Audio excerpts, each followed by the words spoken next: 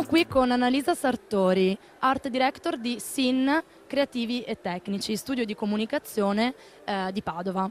Allora Annalisa, hai appena illustrato nel tuo laboratorio, qui nello stand del Consiglio regionale, come la creatività e la comunicazione si intersechino. Allora, nell'ambito dell'e-democracy di cui ci stiamo occupando, come le nuove tecnologie influiscono sulla creatività, sulla creazione, nel tuo caso appunto che ti occupi di comunicazione e di grafica?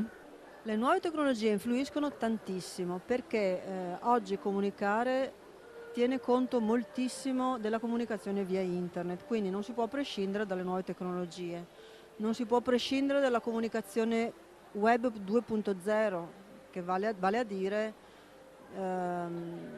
le relazioni che si creano tra chi fa le domande, chi risponde, i commenti, gli scambi, lo scambio di foto, lo scambio di file, il fare un video per strada quando succede un fatto e mandarlo ai media. Questa è comunicazione web 2.0.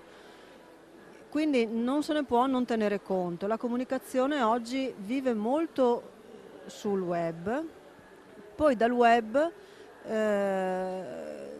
come dire, si è creata questa nuova onda di creatività collettiva, per cui tutti sperimentano, provano, si parlano, eccetera, e anche fuori dal web nascono nuove idee. Insomma, mi viene in mente il car sharing, mi vengono in mente tante cose che stanno veramente cambiando nella nostra società e nascono un pochettino anche dal web 2.0. Per tornare alla tua domanda, chiaramente il creativo oggi nel pensare a una campagna deve considerare, ha un'idea, una bella idea, fatta bene, eccetera, eccetera, ma questa idea deve sempre portare a una partecipazione via internet e a una sorta di conversazione, di relazione con gli utenti, che non sono più utenti quindi, ma si interagisce. A proposito di questo, appunto, posso chiederti una curiosità che mi è venuta parlando di condivisione, video sharing, il cosiddetto user generated content, quindi questa possibilità che la nuova tecnologia ci dà oggi di produrre noi stessi come utenti un contenuto e poterlo pubblicare online sul web. In che modo influisce poi nella creazione, nella comunicazione? Cioè chi fa il tuo mestiere deve tener conto anche della partecipazione di un utente, di un blogger, di un'opinione, di qualcuno che può accedere al web e dire la sua. Sì, l'user generated content è ovviamente sempre auspicato perché vuol dire che c'è una grande partecipazione da parte di chi ha recepito il messaggio e rispondendo inserisce dei contenuti nei siti che poi circolano in internet, perché tutto viene condiviso, che vuol dire che se ne parla, no? Cioè, parlando in parole povere e con le vecchie nostre definizioni, se ne parla. Se ne parla e tra l'altro ha un nome questa attività, si chiamano Internet PR e ci sono tra l'altro dei guru di queste cose, insomma ci sono tante tecniche e anche tanti modi per gli utenti di generare contenuti. Posso chiederti sull'e-democracy cosa pensi, la tua personale opinione? Internet, tecnologia e democrazia è effettivamente sinonimo di libertà, di maggiore libertà oppure no? Beh, sicuramente lo è. Poi chiaramente, come dire, gli strumenti dipende sempre come vengono usati, no?